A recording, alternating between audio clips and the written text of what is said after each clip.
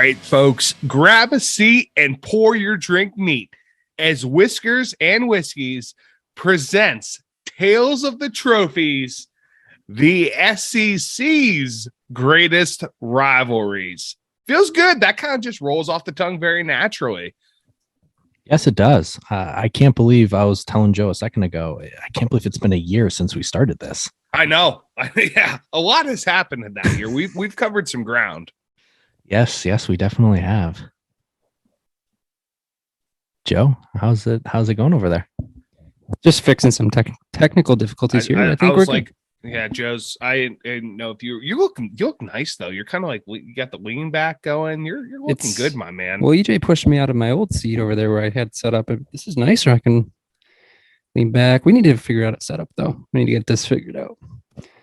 Also, you wouldn't know based on like my lighting versus his, but he's like 5 feet away from me. It looks like we're in completely different houses. That is true. Like I didn't even think about that now, like assessing you guys. It was planned that way. But my brain's kind of like it's slow. You know, it's still for those that don't know, we're foregoing our normal I know normally we record these podcasts in the evening, especially Sunday evenings, for Tales of the Trophies, but it is actually Saturday morning. It's week 0, Saturday morning, week 0.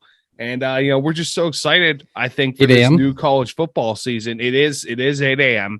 We're just so excited for college football, baby. And we're so excited to be back, with Tales of the Trophies here that we just couldn't wait. In good conscience, we just couldn't wait. And it's just an excuse to be able to drink at 8 a.m. For and not feel terrible about it. So Bingo, I guess we can transition into that. So Joe, what are we drinking? Let me get my notes here. So we had a different drink planned out for this week, but we changed it as our timing for recording changed to the morning. So we went ahead with the Georgia Peach based on the rivalry that we're talking about today. So the Georgia Peach is super simple to make. We made it in 40 seconds. So it's peach schnapps, 1.5 ounces, a 1/2 ounce of SoCo, dash of grenadine, 4 ounces of orange juice, and then topped with maraschino cherries. So you literally just ice in a glass and then dump it all in, give it a little stir, top it with the cherry, and you're good to go. And this is bada bing, bada boom. For those that can see, that's a nice peach color. Wow. See, that's the nice thing. Whenever you EJ, you're with Joe. You got the professional make it for you. That's beautiful. I know. I'm terrible at making cocktails. Not your strong suit. How's it taste, boys? Well, have a cheers. How's it taste, fellas? Cheers. It tastes delicious. I'm not even a big peach guy, but like this is a perfect morning, like morning of football. Like you're watching game day in the summer, right before it cools down, because it's just nice and refreshing and fruity. It's lovely. Good mix. It's not too heavy on the OJ, not too heavy on the peach. It would be good hungover drink too. Yeah, see, I don't like sweet stuff when I'm hungover. Except, well, I guess. You can always do a mimosa. In fact, the last time I did mimosas hungover, that was I think that was probably Jurgle's bachelor party in Austin. I was very hungover. We were at the pool bar. And we did mimosas because I was like, there's only one thing that can get me out of this hole. And that's to dig deeper into it and eventually come out the other side of the earth. Yeah, it's sometimes all you can do, Yeah, this one isn't also very acidic. So sometimes I get some heartburn and stuff, but it's pretty smooth. And for me, mimosas, the bubbles get me. My chest, I get gas in my chest. It's uncomfortable. So yeah, this would be a good alternative for me. Very nice, very nice. So is this have you guys had this? You guys knew you haven't had this before, right? Like before no, never. No. How's it rank? Like, is this moving up your morning cocktail rankings? Because for me, like, I love a good Bloody Mary, but if I'm golfing, I'll probably have a transfusion or like an Irish coffee. Like, how's it going up on the rankings for you guys in as far as morning drink? Not that transfusion's a morning drink, but could be. Transfusions are good for all hours of the day, but Yeah, I mean, I think this definitely goes up there just because it tastes honestly just like some juice. Like, when you're going to like a nice little continental breakfast and you got the apple and the orange juice to choose from. Sometimes you mix it together. Yeah, it's not too elky. No. It just tastes like Not too orange juice alky. mixed with I like mixed that. with peach. I Now we'll see how strong it is by the end of the, Maybe, the maybe we'll have a episode. break and have a couple more and see where the day goes. There you go. We I pumped love for that it. Nebraska game at noon. Hell yeah, baby. Hell yeah. Okay, so why don't we? Typically, to remind all the listeners, since it's been so long, we would be doing our betting shout outs right now. And so it's the beginning. And we kind of had mentioned this. So for everyone that didn't listen to our last episode of the Hard Knocks review, we kind of had a crazy brainstorm, completely off topic at the very end of the episode, about what we're going to do with our betting this year. So we decided that the three of us are actually going to have a competition. And so what we're going to do is it's not really going to change too much for the listeners, but the three of us are going to pick three bets every week just on the spread. And we're going to keep track of it over the course of the season. And then the winner will win a bottle paid for by the two losers. So this is going to be week 0. So by the time we are recording this, the Saturday games aren't going to have happened, but by the time you guys hear this, they would have already happened. So we won't be doing it. We won't start until technically week 1. We'll post them still on Saturday mornings. And then we'll probably discuss them the following episode. So we won't really get too much into the preview of why we're picking our picks, but we'll be able to kind of talk after the fact on kind of how they went and maybe be our genius or, explain our failure. Well, do you guys have picks ready for today? Like, do we want to talk about that a little bit? Like, sure. I guess we could talk about, because normally as we do, we can normally talk about what we like of what happened and then what we're looking forward to in the next week. Do we want to, talk a little bit about what we think is going to happen today? Like, I know obviously Northwestern Nebraska and Dublin's the big one, but are there any other games that are on your guys' radar or like picks that you love for today? We'll post on the Instagram too, obviously our picks, but I mean, what are you guys looking forward to today? Yeah, I'm not going to say I love anything, but I'm also not going to sound unappreciative because, while these games might not be, very pretty, they are definitely games and better than baseball right now. So for me, the only other, I definitely had the Illinois game just because, Big Ten rival they're not a rival, but a Big Ten team and traditionally terrible, but Bielema's there now, and it'll be interesting to see. And the Spartans, I think, and the Wolverines play. I forgot about Bielema. Yeah. Play Illinois this year, so I'm interested to just kind of see what they look like, even against a team like Wyoming. Well, I mean, Wyoming, they surprise every once in a while. Josh Allen, former Wyoming Cowboy. So there you go. Sure, and great logo. I think top 10 logo. Maybe not top 10, top 20 for sure. The brown, the yellow, it's interesting. It's an interesting combo. Actually, I have my hat is brown and yellow and orange too, but either way. No, I definitely am looking forward to that one. And the Duquesne Dukes play Florida State. Actually, I might put a little bit of 43.5 or 42-point spread. Is that what it is? I didn't take a look at the spread. Wow. 42.5. Yep. Might be worth dropping some bucks on. Yeah. No, actually one big spread that I do love is UConn, Utah State. I'm taking Utah State. I think right now it says 26.5. Yeah, I got them at 26.5. So I'm taking Utah State at 20. I actually really like that. I like that late game. Yeah. Hawaii and Vandy. Are you going to be staying up for it, though? Are you going to be that much of an addict? I might stay up and try and watch some of it. Probably not, but you're going to go into Hawaii and actually give points. I don't know. It'd be interesting to see. And it's Vandy. Well, Everything should say that Vandy should win, especially considering the fact that I will say Hawaii, especially, is a crazy place to play because you play in a high school stadium. The refs, they pull from like the street.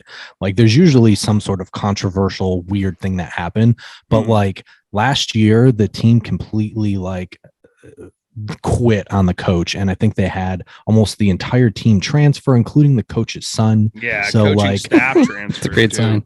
Yeah. So I mean, it should be right 9.5 with Vandy, but you just never know with a team like Vandy. Well, it's a long trip, but also I don't think that trip is everything it was built up to be. And there is like, but on the other hand, if you're a streak guy, I think that they've like covered their first game like 13 years in a row, or I don't know, something incredible like with the first game of the season where they cover. So I also talked to my boss about it because he's a Vandy fan, and he gave me zero confidence that they would cover. he is fully embracing himself, expecting and preparing himself for something bad. I think 9 points is a lot, but if you tease it, that I get really comfortable. Like when you take it down to about a field goal game, that's a field goal for what, -300? No, as part of a teaser. Oh, I mean, you can get the money line for -300. I'm saying if you like including in a teaser game when you take it down, that's gotcha. Okay, that's a nice little sweet spot. Sure. Maybe if you tease together UConn, bring that, or Utah State, Vandy, maybe something else. Jerry Kill, New Mexico State. That's a good one I like too. So I guess we kind of like coupled the two together, right? Like the what we're looking forward to and the bets. Is there any game? So I'll just say, like, if this was week one, if this was counting, I think I would probably take Nebraska. I think I have it up right now on FanDuel, -11.5. So that's probably one that I would like, stake claim on. Is there any like spreads like that? Like, not that you're actually going to put money on, but like if we were doing the competition today. Oh, brother, do you have a spread? There are many I am putting there. Okay. 6 games I'm putting money on. The 3 that I'll choose as my picks. I guess I'll have to take a look at FanDuel now as opposed to when I put them in. Did we mention we're going to use FanDuel going forward? We did not. Okay. Because there is some difference between the apps and the spreads. It doesn't. Yeah.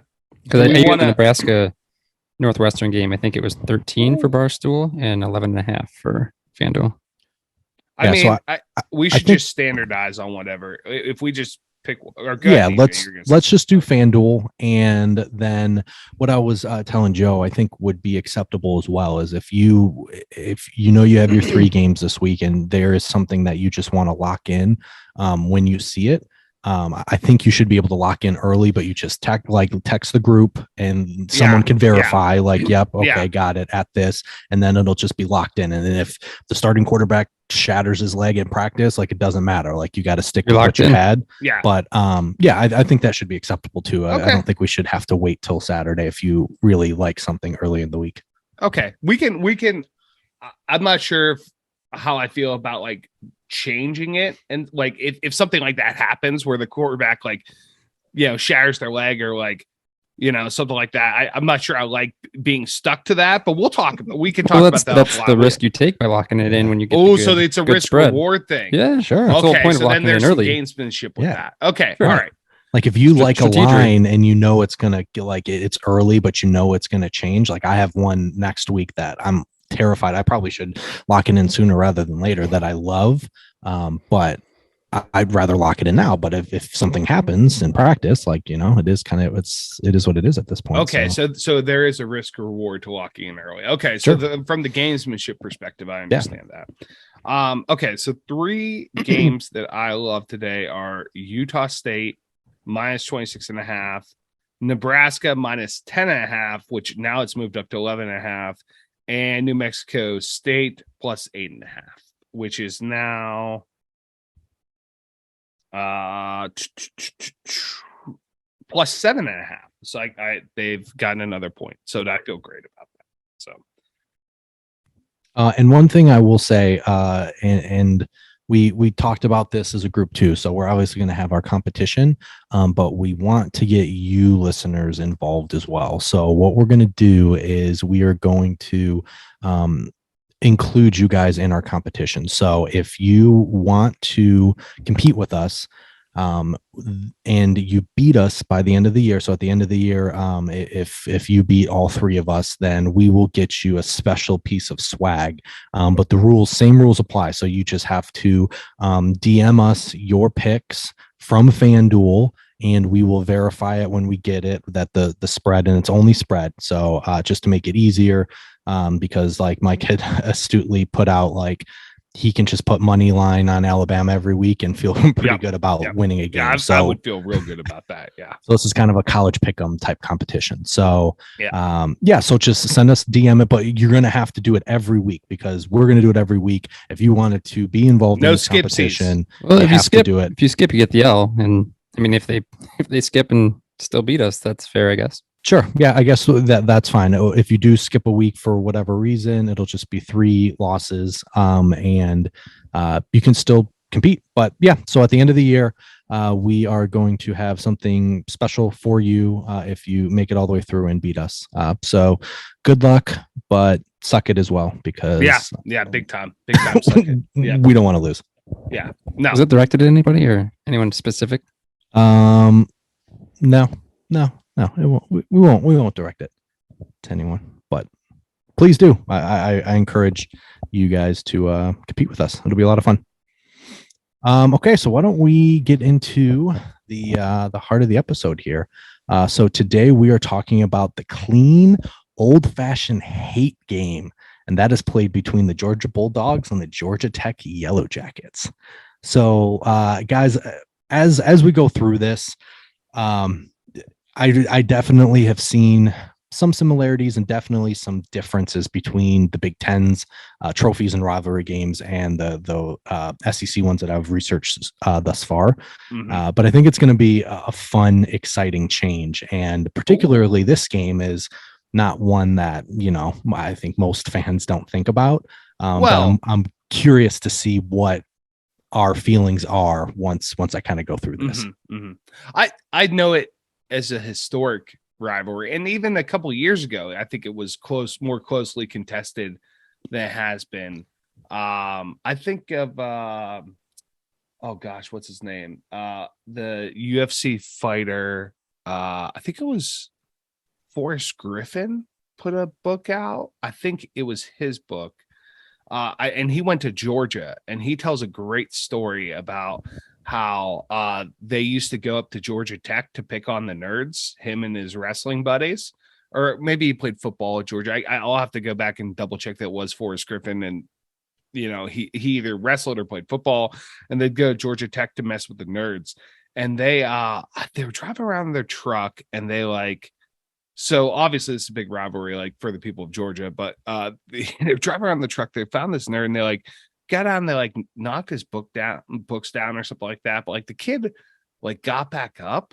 He's this little scrawny kid, got back up, and then they knocked his book down, and there was this hill that was right there, and they kind of tossed him down the hill a little bit, and then he got back up the hill, and then they did again, and he came back up, and he rolls up his sleeves the third time, and he goes, "I'm prepared to die today." And then they just chucked him down the hill, got in the truck, and drove off. And Forrest Griffin's I don't want to mess with a kid that has that kind of fortitude. We had to get out of there because I absolutely believe he was ready to die that day. So it was that's what I always think about when I think about this rivalry, is that particular story. He did go to Georgia. Doesn't say he played football there. He was actually he must have wrestled. A law enforcement officer. A law enforcement. Says he also served as a patrol officer at the University of Georgia Police at one point. That was a good book. Police and Safety. We don't need to get into that one. Joe and I also helped our police security on campus. We've put a few cars behind bars. Definitely. Parking tickets. Boots. Yeah. Boots. Wow. Yeah. Oh yeah. Don't guys mess around. wielded maybe too much authority. You want one on your car, buddy? Yeah. I mean, they let us ride around in a gator too. It was the best. Nice. It just made sure that like you only wrote tickets when no one was watching, and you knew where your friends parked, so you didn't have to worry about that. Or if someone did walk up while you're writing a ticket, you just like, you're good. Just be careful next time. Yeah, don't do this again. Okay, so I only got really one fun fact, and this is going to probably be a. Can we scroll now? You've told us we can't scroll down at all. Can we? Been very strict on this. Yes. Yeah, you were very strict about the scrolling. Yeah, I mean, you'll see why. It's fine.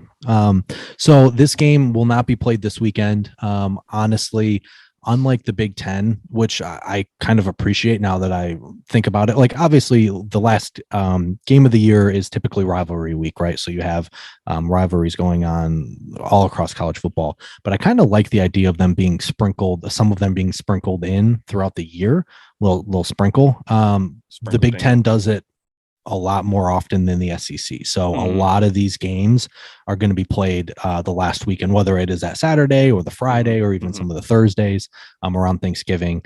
A lot of these games are not going to be played until later. So we'll just have to remind you guys, like we did last year, when the game is that week. And we'll do a preview for it. And obviously at the very end of the week, we're just going to have a major preview of probably like 7 games. So I think we're going to do something a little different this year. So, but typically this is where I show you guys the trophy and you guys kind of give our first impression of it. I think it would be fun if you guys for this season took a guess just based on the rivalry, what the trophy looks like. And then I'll give you guys some information. And then once we get to the trophy, we'll see how accurate you were. So what do you guys think this trophy looks like?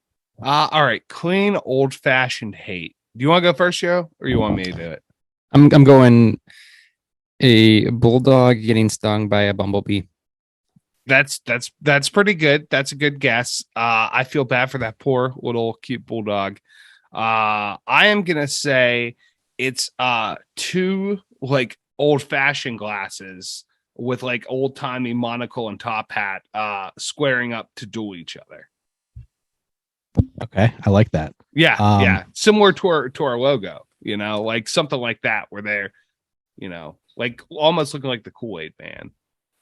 This is also I don't even want to talk about this because we have a super secret plan for the future, i.e., we're gonna design our own trophy. But we won't get into that now. I mean, this is practice. It's not that secret. You just talked about right there. Yeah, but I mean, we could build a trophy for a million things. We're not going to say what it is for specifically, Fair enough. right? Fair like enough. You know, Joe and I play. As he proceeds to talk about what it is specifically. So this is now that I'm thinking about it, just kind of hit me. This is a good practice, right? Good practice. Like, I like this. Get the reps in. Get the reps in, baby. Okay, so why don't I give you guys a little bit of the history of the rivalry before we unveil what this trophy looks like. Okay. All right. Here we go.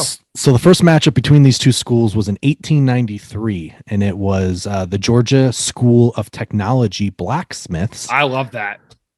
Who won it 28-6. So I love that Georgia so much. Techs. They should still be the Georgia School of Technology Blacksmiths.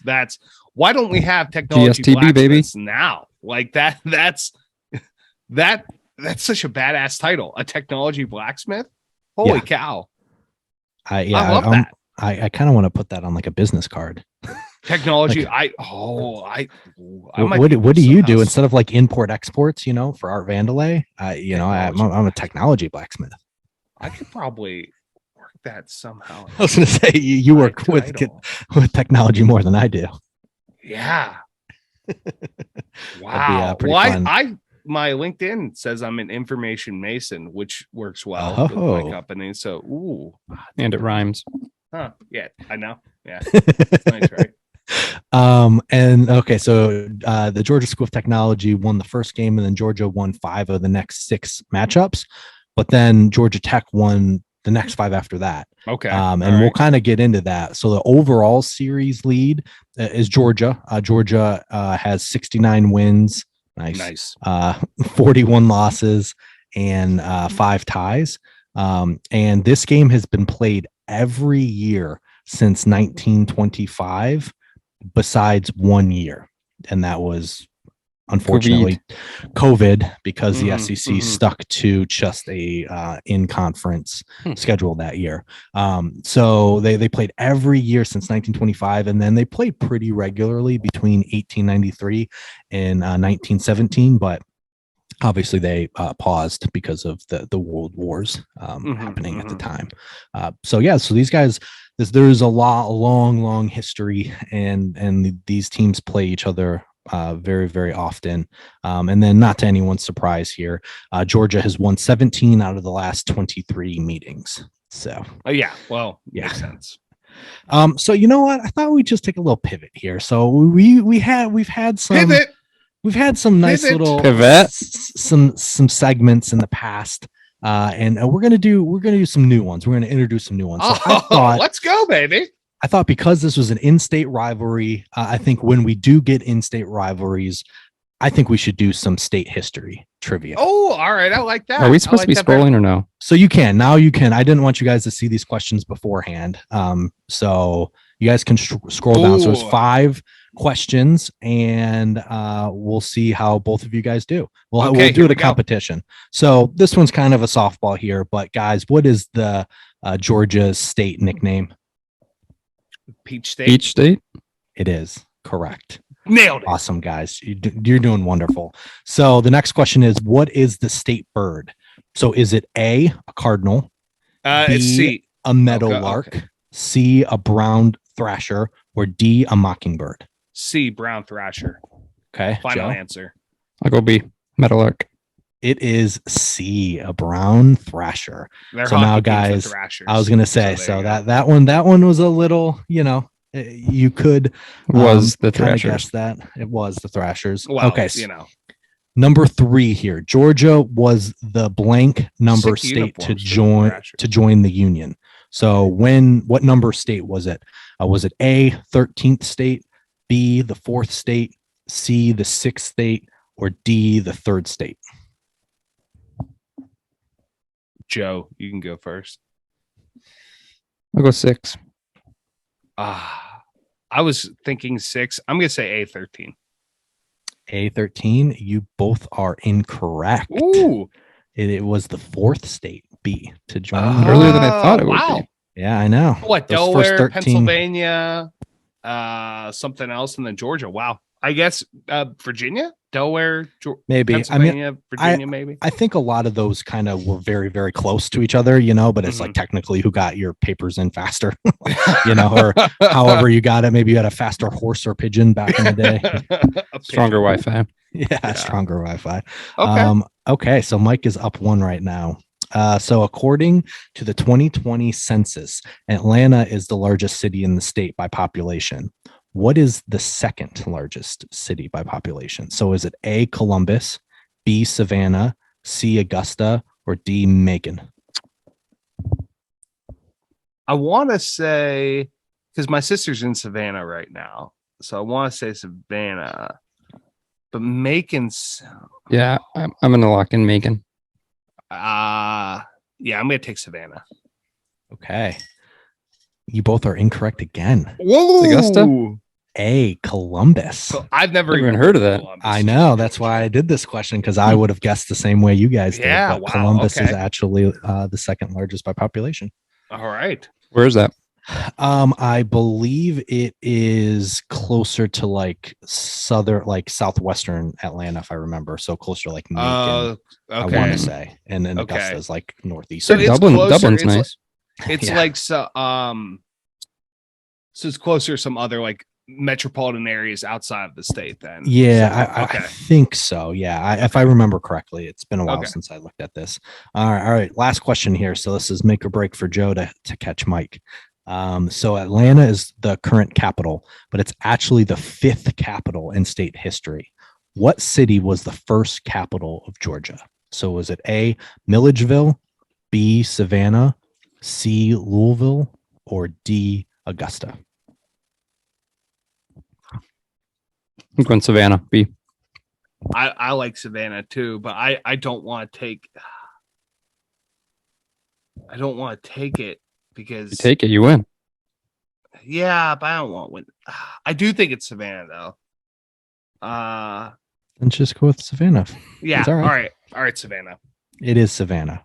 Ooh. So Savannah was the first capital from 1777 to 1785. Then it was Augusta from 1786 to 1789. Then it was Louisville from 1789 to Didn't even know there was a 1807. Louisville, Georgia. And then it was Milledgeville from 1807 to 1867 until Atlanta finally became the capital in 1868. Wow. All right then. So there you go, guys. There's just a little bit of Georgia history. So now you know. That was fun. That was a fun segment. There we go. Yeah, if you don't know, now you know. Now you know. Peaches. I love it. That was a very very nice. Okay, so let me tell you a little bit more about this rivalry. So honestly, from the get-go, you had the first meeting in 1893, and as instead of a star was born, we're going to say a rivalry was born. So the first time they met was on November 4th. Excuse me. This drink's already getting to me. So it was. No one can see it. He's drank 10% of it. Oh, you already drank all of it. Yeah. He was sitting there sucking it down. History teacher over here is not drinking his drink. So the Georgia School of Technology blacksmiths, led by Coach Stan Borleski and Casey Finnegan, traveled 70 miles by train to play the Georgia team coached by Ernest Brown in Athens that year. So as I traveling by train, I know all your pads and stuff that probably with like other people too. Yeah. Like, Absolutely. It's not like they got a private train. Yeah. No.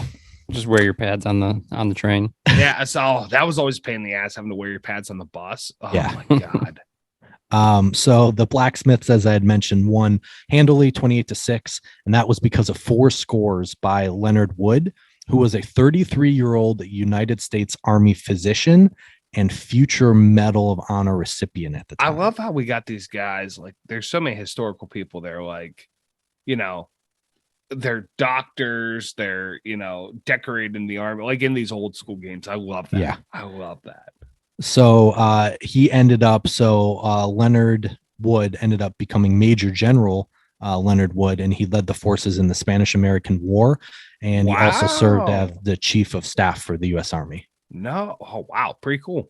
Yeah. Very cool. So that guy, was just beating his rival, scoring tutties, and, saving the country. So laying the lumber. So during and after the game, though, disgruntled Georgia fans, because the game was in Athens, threw rocks and other debris at the Georgia Tech players, of course, and chased them, the victorious blacksmiths, back to their train. So they, of course, they did. Literally ran them out of town after. Of course, they did. And they said at one point early in early in the second half, a stone was hurled at one of the Tech players, and it hit him right in the head. Like a pretty nasty blow, and they don't really have helmets back then. Yeah, right? just the leather helmets. Yep. Yeah. Another time, one of the fans drew a knife and threatened one of the Tech players. Was the same game, or this was a different? Yeah, this is all. Oh my gosh! Game. Yeah. Oh yeah. And then why did they keep playing for so long? That's all I would need to never go back. And then Tech also had players that were poked and gouged by canes on any plays towards the boundary. Yeah. So any plays, imagine basketball, where the fans are right on top of you. We should bring that back. If you're courtside, you get a blunt weapon, nothing sharp, but some type of blunt object that you can just pool noodles, but not to the face, right? Not to the face. Not to the face. Gentlemen, no. Let's go over the rules. No hits to the face. Obviously. And that's it. Yes. So that game was just absolutely crazy.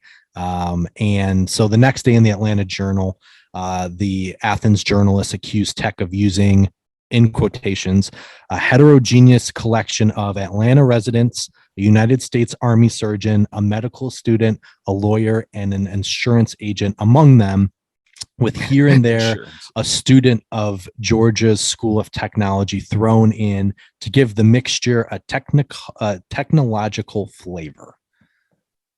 So needless to say, the Georgia fans were very salty after losing and didn't appreciate the fact that the most of the team in their eyes were not students.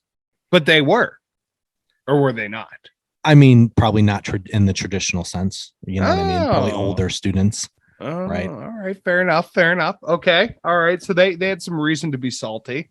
Sure. So, I mean, right there, rivalry was born like immediately. It was, you know, fuck these guys. So the heckling, though, bothered Georgia Tech fans so much that according to school lore, immediately following the game, Georgia Tech's fight song, The Ramblin' Wreck from Georgia Tech, was written. And one of the most famous lyrics to the song and what would become the school's battle cry was the line, "To hell with Georgia." Oh, wow. I didn't realize it was written right after the first game. So, okay, that's one way to respond. But also, if I'm the football team, I would be like, okay, student body, screw you guys. Like, that's great that you hate them, but I'm not playing these guys again. I got rocks, knives. I got beaten with a pool noodle every time I went out of bounds. Like, what's a pool noodle? You'll get it. What part of this is good, clean, old fashioned? Yeah, that's a good question. I guess just I don't know. That's a great question. I mean, the old fashioned point for sure, but it doesn't sound clean on either. I mean, Georgia Tech's the technology blacksmiths are bringing in ringers. Well, they're making their own weapons, and the Bulldogs are packing. You know, like what the hell? So I will get to this in a little bit, but this rivalry wasn't coined that till quite later on. So maybe at that time it was they cleaned up their act. Yeah, they cleaned it up a bit, maybe. Okay. So kind of just again speaking of the fight songs, Georgia and Georgia Tech hate each other so much that I had mentioned Georgia Tech incorporated Georgia in theirs, and Georgia then did the same and returned the favor. So Georgia fans sing "Glory, glory to old Georgia and to hell with Georgia Tech." And I mean, they just copied the lyrics. That's the exact same thing, except they had a tech at the end. So no, you are, but what am I? Yeah, right. So Tech added an additional couple lines to their fight song, and it goes. They sing, "If I had a son, sir, I'll tell you what we do. He would yell, 'To hell with Georgia,' like his daddy used to do." I mean, it's essentially a rap battle at this point. That's a rap battle. Sure. In 1893. Yeah. Oh, this has English Premier League vibes. Yeah. No, I was just thinking the same That's thing. A good call. Good call. Yeah, this was this kind of surprised me. Like, I know they're rivals, but I didn't realize the vitriol of this rivalry to begin with. Good word. That's a $2 word right there. So this is something that I had no idea about, but both Georgia and Georgia Tech were among the charter members of the SEC when it was formed in 1932. I would figure Georgia would be, but Tech, that's interesting. Okay. Yeah, so Georgia Tech, amid concerns about student athlete treatment and the allocation of scholarships, left the conference in 1964. So they had concerns over the focus on sports over academia. Of course. Right. The SEC back in what we were talking about the 60s already, was like school. No, it's or football, and the nerds at Georgia Tech were like, well, okay, bye. Well, we'll see. So they left in 1964 after being a charter member in 1932. And years later, the team would actually look to rejoin the SEC. But reportedly, Georgia convinced all the other members to prevent them from coming back because they were because they were just sour about them leaving in the first place, and the rivalry was just at its height. I would think you'd want your rival in the conference. Wow. Nope. I mean, if you remember some of the was it Michigan and Notre Dame and how they hated each other when Yost and who's the famous Newt Rockne? Yeah, Rockne. Like those guys, like it was the same thing where the schools didn't, even though it was a great rivalry, I'm sure it brought tons of fans. They wanted nothing to do with each other. Yeah, that's true. That's a good point. Yeah. So after that so Georgia Tech tried to join, they got denied, and it was reportedly because of Georgia. And so Georgia Tech would be independent for 15 years before they would join the ACC in 1979. So I got to ask you guys a question here. Since I didn't know Georgia Tech was a founding member, who were the founding members of the SEC? So there's 13, and I gave you 2. So what are the other 11? Alabama. Yes.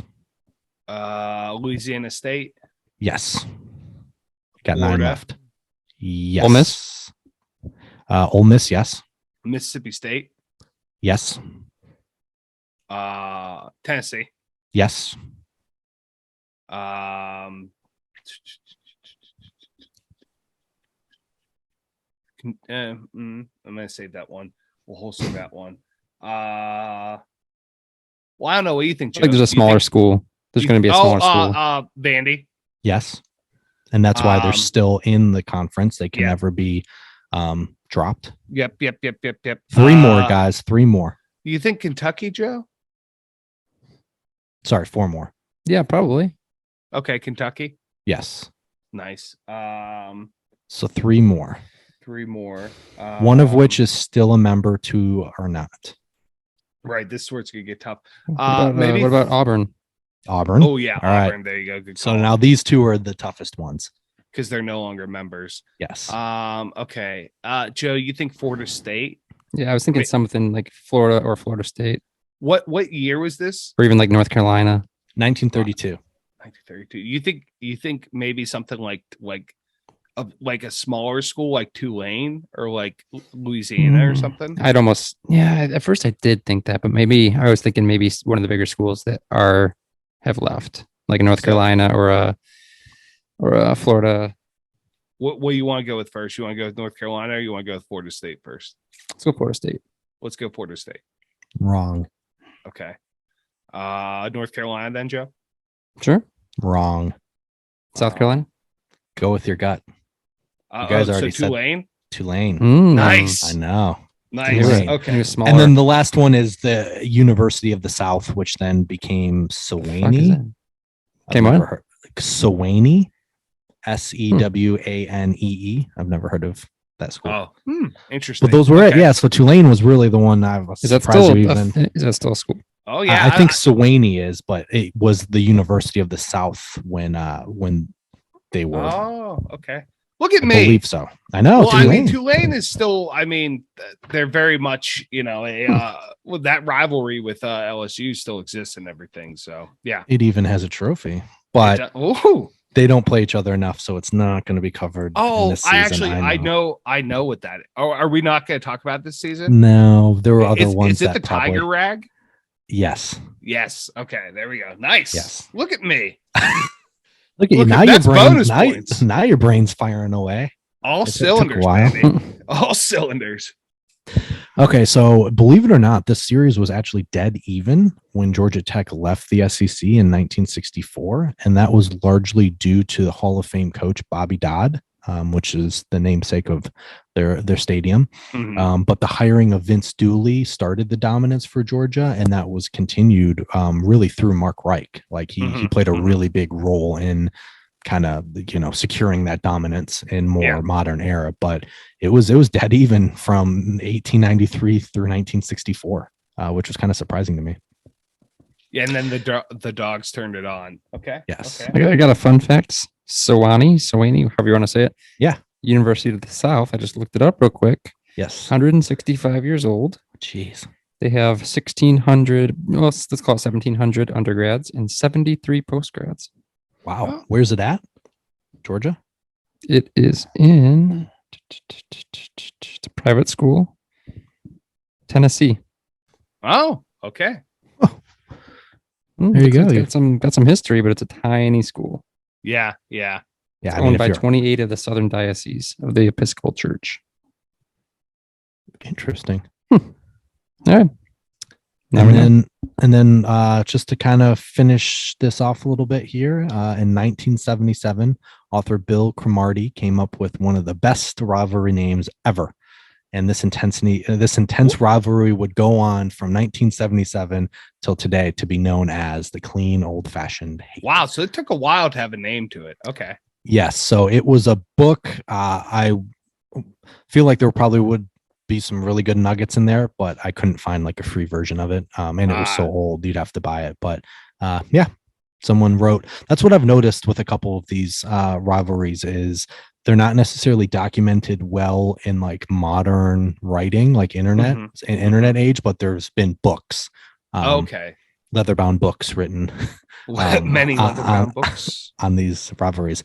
All right, guys. So we're finally here. We're finally the trophy. So this game went trophyless until 1995, when a trophy was finally introduced, and it was nicknamed the Governor's Cup. So you guys can scroll down and let me know what you think. The lights are right in front of it. Yeah, go down to the next picture. It's a little easier. It's like the Heisman. Oh, I love oh man. Okay, so I guess we have to describe it for the people. So all right, so wooden base with a nice big plaque on the front that says Governor's Cup, very big and bold, and then smaller beneath that, Children's Healthcare of Atlanta Gridiron Classic. And then above that, on top of that wooden block, there's a smaller wooden block with another plaque, and I really like this. Strong legs will run, that weak legs may walk. And then it's in Latin, so sic vos non vobis. Is that translation? I assume so. Okay. And that's just a couple of looks like it's maybe 3 feet tall. It's pretty big. Yeah, it is a big trophy. And then the actual like trophy part itself, it's like a two-handed trophy. I don't know, Joe. Like what? That reminds me of it looks like a vase with handles on the sides, a handle on each side, like a cup, and then it has like a Heisman type figure on top. It is the Heisman all gold plated on top. Yeah.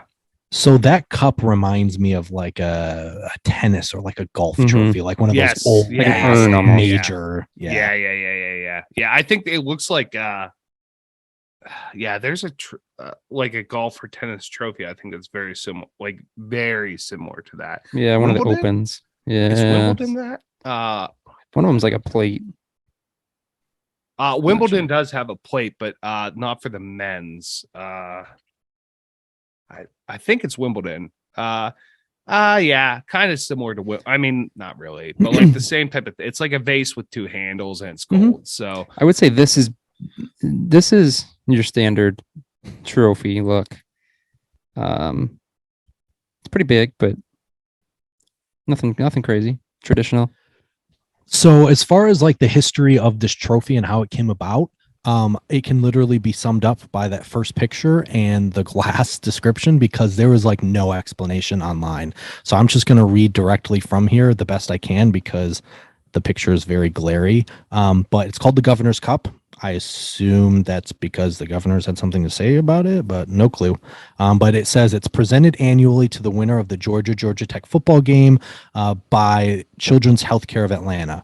So it says, since 1933, Children's Healthcare of Atlanta has presented the Governor's Cup to the winner of the Georgia Tech football game.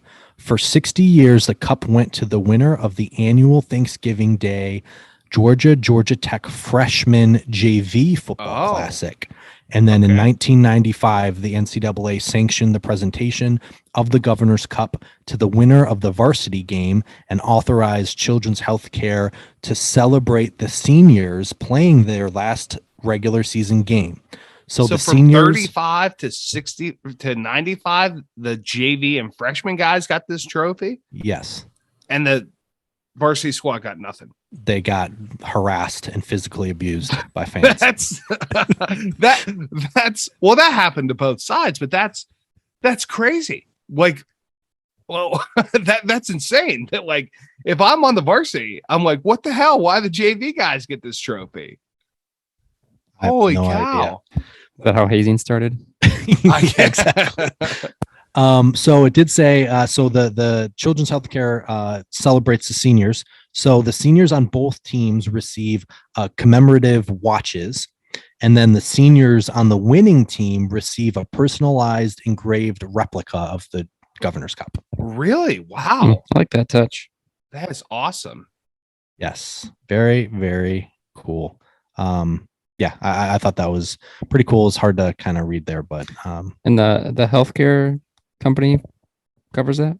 the Children's Healthcare of Atlanta, is that what it said? Oh, okay. Also, by the way, sic vos non vobis means for you but not yours.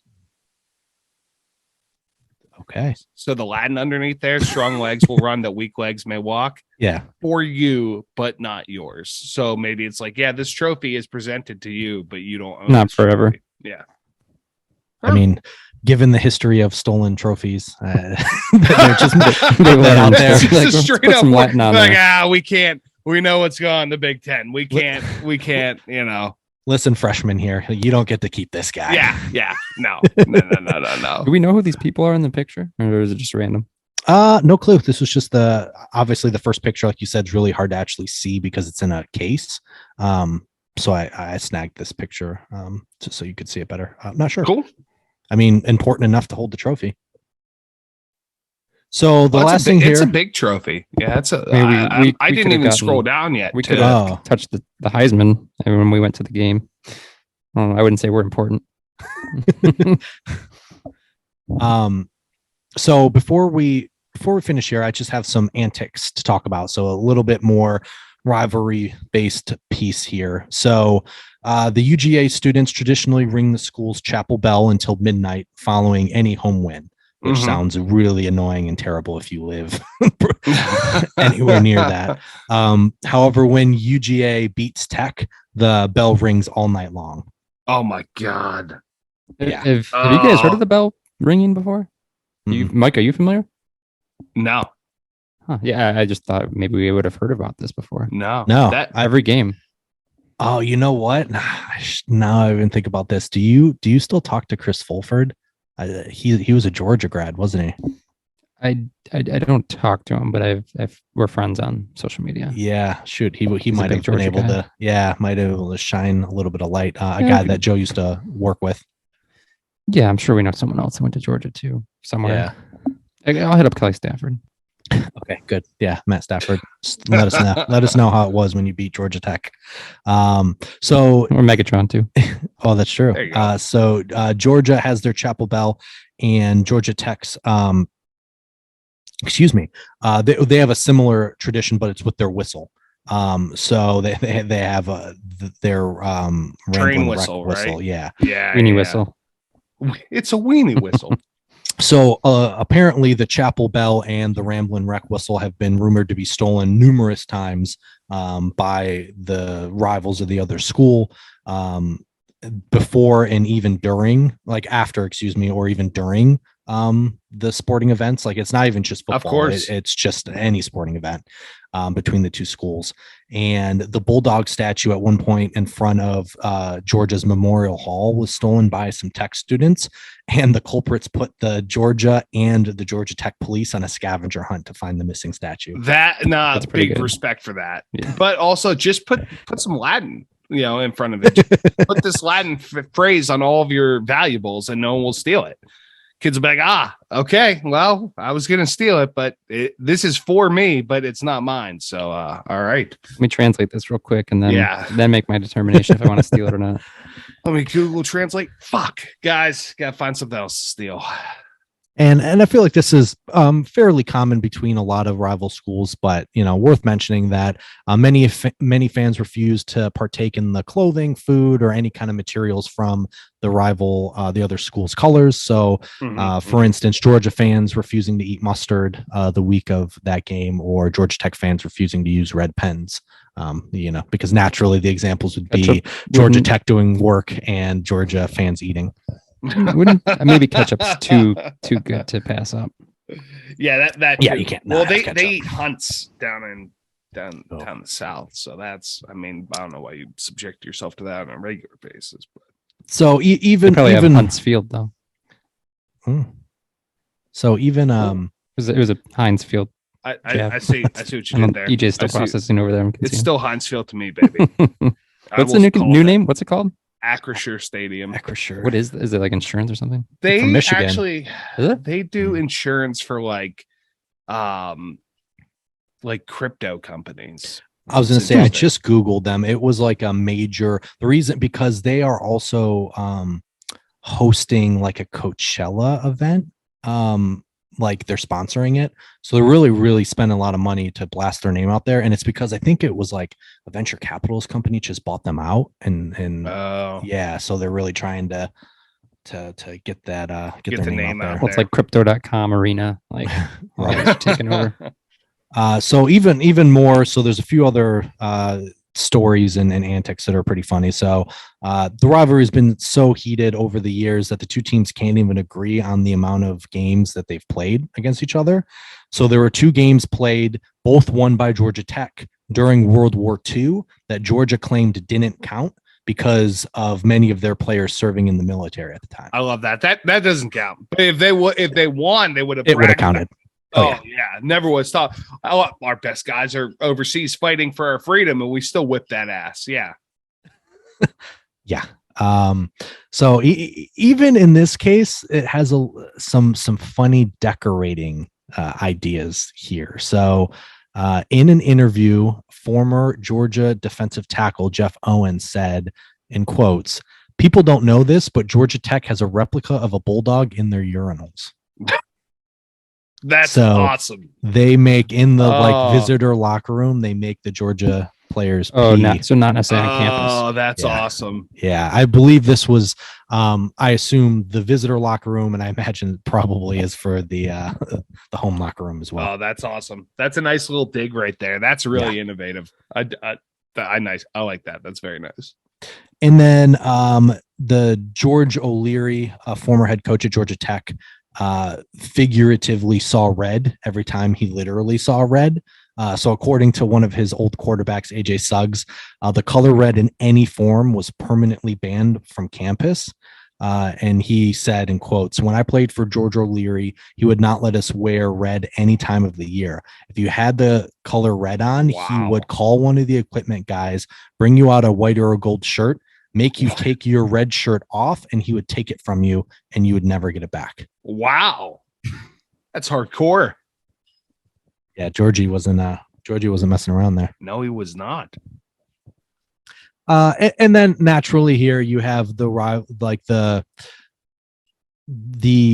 I guess like jokes between Georgia Tech and Georgia on like the academics side of it. So banter. Right. So Georgia Banter, Tech fans unquestionably are smart, and their school is academically very prestigious, right?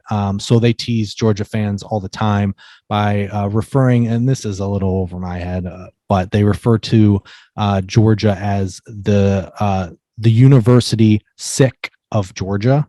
So they place this well-placed sick jabs at various points. So I think like sick grammatically is like you would include it when there's like an oddity in a sentence as kind of just like a subtle highlight of how absurd. Here, let me help you out. The Latin adverb sick inserted after a quoted word or passage indicates that the quoted matter has been transcribed or translated exactly as found in the source text, complete with any erroneous, archaic, or otherwise non-standard spelling, punctuation, or grammar. That's a sick burn. Yeah, I know. They're saying they're basic. Yeah, they're basically saying the University of Georgia is not a real university. So I think is really the heart of it, but they did it in the most nerdy way. Well, it's the University of Sick Georgia, right? So it's not really, it's a university, but not really of Georgia. Like we are at the Georgia Tech. Yeah. Okay. Sick burn. And then you can kind of see in this last picture I posted here. So Georgia fans obviously don't like their intelligence, questioned. So they refer to the Georgia Tech as North Avenue Trade School.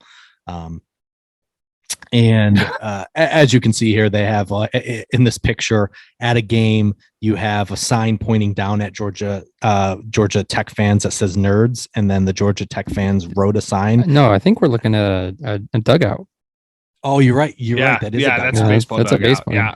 Yeah, so the fans are pointing it down at the Georgia Tech baseball, players at the Georgia Tech baseball players at their dugout that says nerds, and then the Georgia Tech players put our future employees with an arrow up. That's pretty darn good. Yeah, so I feel like that's where you get the clean aspect of it, just the fun little jabs there. Yeah. All right, so that's gonna end it. As opposed to the literal jabs with the canes and stuff. Yeah, like that. they've come a long way. Yeah, they certainly have. So that's going to end it for us. Why don't we get to our ranking here? So as you guys can see, I changed the ranking, and we can try this. If it doesn't quite work, we can go back. But I feel like last year at times, when we lumped the rivalry as just one column, a lot of the times the competitiveness of the rivalry didn't do it justice. We kind of all struggled with how to rate the rivalry, because at times, so we're splitting up performance versus overall rivalry. Correct. So here we have just 2 ratings for the trophy, and then we're going to do 2 ratings for the rivalry itself, and then kind of an overall look at it here. So with the trophy, we have looks and history, and that's just on a scale from 1 to 5, and you can use 0.5 as well to make it a little more in depth. And then for the rivalry, we're going to do the rivalry itself, so that's kind of just like how hated it is, the history of it, and then that's on a scale from 1 to 5, and then the competitiveness of the rivalry on a scale from 1 to 5. And then overall, kind of, do we put this in a bottom, middle, or top tier? So Mike, why don't you... It's just to clarify, it's looks of the trophy, history of the trophy, yes, rivalry itself, and then the competitiveness between the schools. Okay. Got it. All right. Well, then, that being said, and that being clarified, so looks. And do you mind keeping track of this? I know you did last year. Yeah. Okay. I was actually just pulling up the Excel sheet here. Okay. So looks. I like it. Is big. That is nice. I love the the plaque. The middle plaque. That's pretty good. But overall, it's I'm gonna say 3.5 for looks. History of the trophy. I think it's kind of funny that it was given to the JV freshman and then was transferred to the varsity squad. So that's interesting. So history of the trophy, I'm going to say 2. It's not I compared to some other things. It's not the craziest thing, but rivalry itself, I really thought that was a great story. I had a blast learning about it. Obviously they still hate each other. So I'm going to say it's a 5. And then competitiveness, I'm going to say a 2. It was early on, but then now obviously not. So, okay. And Joe, what do you think? All right. I'm going to be probably a little somewhat similar to Mike's. As you were going through them, I had some similar ideas. So looks, I think I'm going to go 2. It's just a trophy. It's nothing unique. A lot of these other ones we saw, not to compare conferences, but the older ones were more unique. This is literally a trophy you'd see in a little league game or whatever. So what do we got next? History. I think I'm gonna go 2 for history as well. This trophy didn't even start till 95, and that's what they came up with. It's a new era trophy that looks like a little league trophy. There are some cool aspects. I'll go 2 for history. Rivalry, it's been pretty lately. It's been lopsided, but let's go. I think I like that it was kind of back and forth way back when. Let's go 3. And they're also both in-state schools. I like the nerds versus the jocks. Competitiveness. That's tough too. I guess we'll probably go a 2 for competitiveness, especially being lately Georgia's kind of dominated. And then overall, I'm not sure if overall so overall we're doing this for the conference for SEC, right? Yeah, so this one's kind of tough. So, we don't necessarily have to do this one in particular. Maybe we can revisit after a few of them have come out. Because I do think, and it happened to us last year, right? Like Mhm. you have these ideas for the first couple, and then once you have more data, you're like, oh, actually, I need to go back and change that. Let's go. I'm going to go bottom tier for now. We can always tweak that if we need to later, because I just thinking off the Yeah, top of my head, there's some other ones that would probably be much higher. I also didn't say my tier, but yeah, I would also say actually I'll put it in the mid tier now just because I can't. So Joe, just can you give me your number? I was doing some Mhm. Excel work here Mhm. on the side, like a Georgia Tech Overtime? Technology. So looks, nerd. what did I say? I think I said 2. I think it was 2 for looks and 2 for History. history. Yep. And then Rivalry. rivalry, what'd you say? 3? Yeah, let's go 3, because I mean it is a kind of cool rivalry, but it doesn't necessarily mean the games have been close. And then competitive. Well, that's why I would separate it. So Yeah, competitiveness should be all about Yes. the games, and then the rivalry should Okay. just be completely separate. Okay, rivalry. Let's go 3 then. I think I like Okay. the nerds, jocks. Competitiveness 2, and Okay. then bottom tier. Okay, cool. Okay, so for me, I think I'm with you guys. I'm probably going to. I feel like this is just a very average trophy. So I feel like this is going to be a good like litmus test for the future. So I think the looks, I'm going to put, like, if I think of a standard trophy, I think this might be a smidge below it. So I'm going to put 2.5 for looks. But I feel like this is like you guys mentioned, it's just like a very basic trophy. It has, it's very basic, but it has at least a little bit of touch to it. So that's why I'm going to kind of feel like in the middle. The history, again, like I think it's obviously a new history. I'm with Mike. I like that it's been presented for a long time, just not for the varsity game. So again, 3, I think it's a solid history, nothing super great. I think I know, sorry, spoiler in the last year, like there's going to be some that aren't like, just don't have a ton of written history, or at least like searchable history on it. So I'd say 3 there. The rivalry itself, I'm going to put at a 4.5. I think it's just so intense, so long. That's what she said. And I really, and it's in state, like Joe said. So I think that adds fuel to the fire, even in the state, even if it doesn't like get the national attention. And then competitiveness, I'm going to go 1.5, and I'm only giving the one out of respect for what Georgia Tech did way back when, but like in recent years, it's not even a game you turn on, right? So unless you're a fan of those two schools.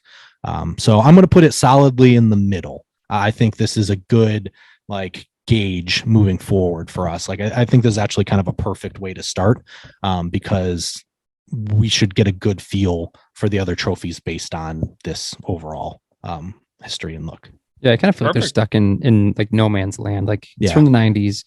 Even look at like the George Hewitt trophy that we did last season. Yeah, that one's crazy compared to this, and it's modern and swivels and there's so many. It's kind of disappointing to see. There's so many different chances they could have done. What things they could have done with this, with the history and the schools and stuff, but they didn't. Yeah, it's tricky because it's like at one point, yes, like they could have completely modernized it, but at the same time, it's like kind of cool that they kept the older version that's been around for a while. But like you said, because it's been around for a while, it just kind of looks meh. Yeah. So that's a kind of a tricky spot to be in. It's very 90s. Yeah. Okay, guys.